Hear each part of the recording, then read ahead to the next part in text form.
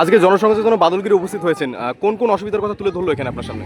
দেখুন, আপনার অসুবিধা গোটা বিধানসভাতে অসুবিধা। আমি যেখানেই যাচ্ছি, যতগুলি গ্রামে গিয়েছি অবধি, কোথাও রাস্তা নেই, ছাল বাগলা রাস্তা, ছাল বাগলা কিচ্ছু নেই।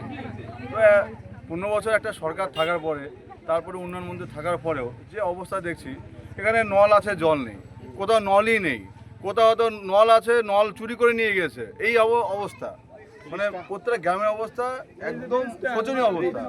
মানুষ এখানে যারা দুস্থ পরিবার, যাদের আবাস যোজনা ঘর পাওয়ার কথা, তারা পায়নি। পেয়েছে কারা? যারা ওই তৃণমূলের, যারা পঞ্চায়েতের, যারা ওই আত্মীয় স্বজন, বন্ধু বান্ধব, তাও পয়সার বিনিময়ে, কাটমানির বিনিময়ে। তাও 1,20,000 জানে কিছু হয় না। 1,20,000 তো 20,000 নিচ্ছে, 1 লাখ থাকে, কিছু হয় না। আবার একজন বললো যে বারান্দাও হয় না, একটা ঘরে বারান্দাও হয় না। তাই হলো অবস্থা।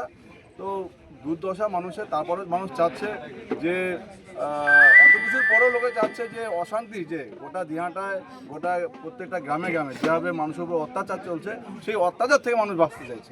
কতটা উচ্ছ্বাস দেখতে পারলেন? এদের পতন নিশ্চিত।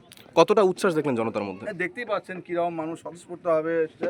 কাউকে ডাকা হয়নি, গ্রামের মানুষ প্রত্যেকেই নিজের আনন্দ সহকারে প্রত্যেকে এসে আমার সাথে দেখা করছে।